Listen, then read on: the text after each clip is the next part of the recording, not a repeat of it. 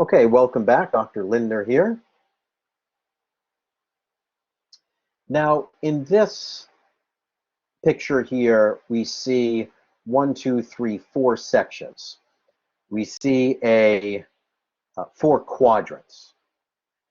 This is the right upper quadrant. Remember, this person is looking at us, so this is the right upper quadrant, right lower quadrant, left upper quadrant, and left lower quadrant.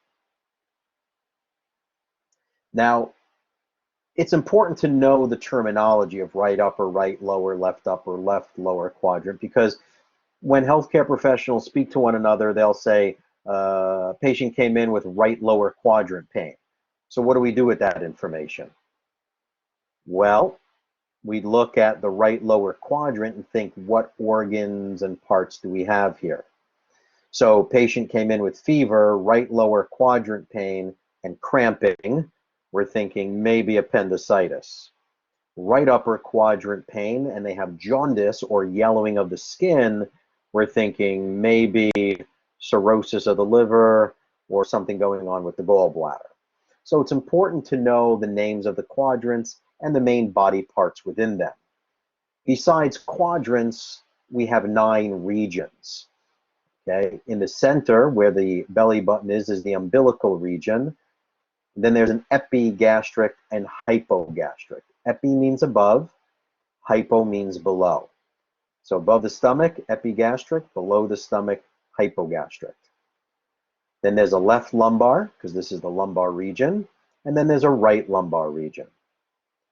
Then there's a right inguinal and a left inguinal. Remember, this is the inguinal ligament and inguinal ligament, so those should be easy. Then we have a left hypochondriac and a right hypochondriac region.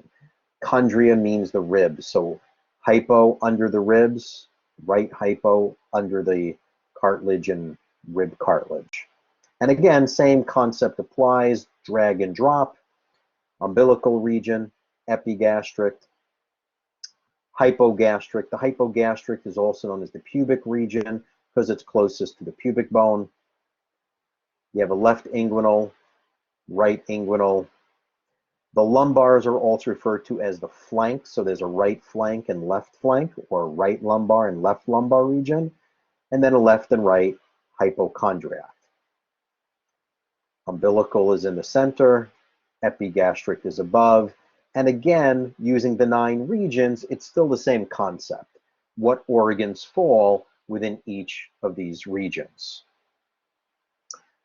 Okay, I'm going to pause here. When I come back, we'll talk about planes, different planes of the body.